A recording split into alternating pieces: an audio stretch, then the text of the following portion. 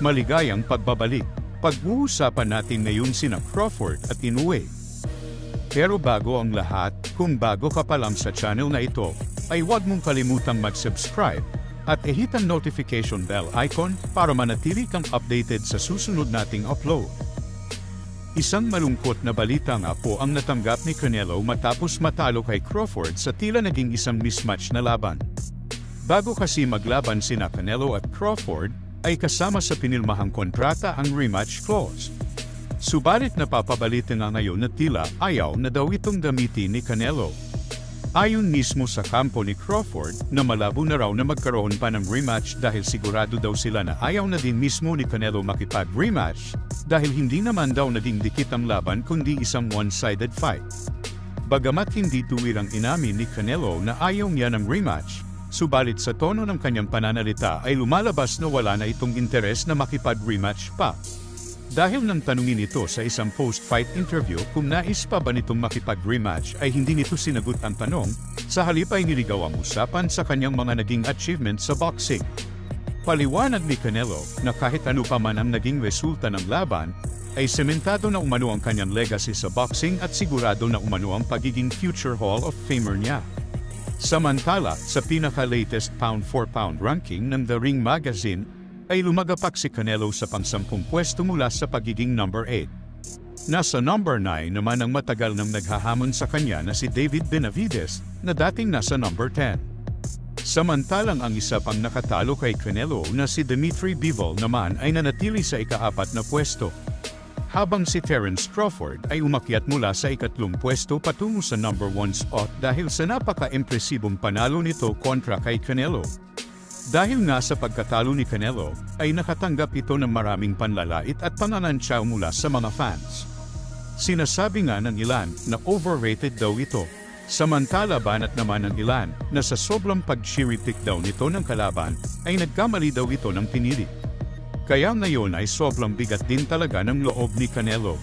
Kung inyong naaalala na noong matalo ito kay Dimitri Bivol, ay napabalitan panay umano ang paglalasing nito para lang makamove on mula sa masaklap na pagkatalo.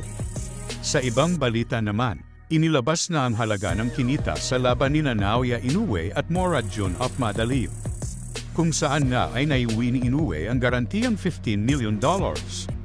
Samantalang ang naibulsa naman ni Akhmadaliev ay $5 million. Pero kung isasama ang pay-per-view share nila, ay aabot ng nasa $19 million kay Inoue, habang $6 million naman kay Akhmadaliev. Samantala hindi naman naitago ni Naoya Inoue ang kanyang paghanga kay Terence Crawford dahil sa impresibong panalo nito kontra kay Canelo Alvarez.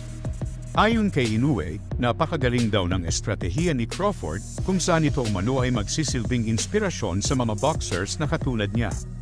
Kung inyong mapapansin, ay may pagkakahawig din ang galawan ni Inoue kay Crawford na palaging in and out at mini-maintain ang distansya. Marami ang nagulat dahil parang si Marlon Tapales daw ang naging galawan ni Akhmadaliev, kung saan parang tinatamad umanong sumuntok at nasa harapan lang lagi ni Inoue. Totoo nga ang sinasabi ng karamihan na pag nakaharap mo daw si Inoue, ay tiyak daw na magbabago ang estilo mo.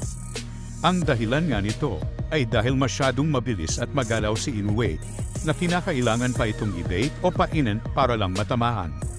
Tanging si Luis Nery lang ang nakipagsabayan kay Inoue at ang naging resulta nga nito ay maaga din siyang tinapos ng Hapones. Kahit nga natalo si Nery, siya naman ang kauna-unahang nakapag-knockdown kay Inoue. Samantala, matapos nga ang pagkatalo ni Akhmadaliev sa kamay ng tinaguriang halimaw ng Japan, ay tila abot-abot na ngayon ang pagsisisi at panghihinayan nito dahil sa hindi magandang performance na ipinakita nito sa katatapos na laban. Ayon kay Akhmadaliev, na bagamat nire-respeto daw niya ang galing ni Inoue, subalit naniniwala pa rin daw siya na kaya niya itong talunin. Hindi niya lang daw kasi talaga naibigay ang best performance niya sa katatapos na laban nila.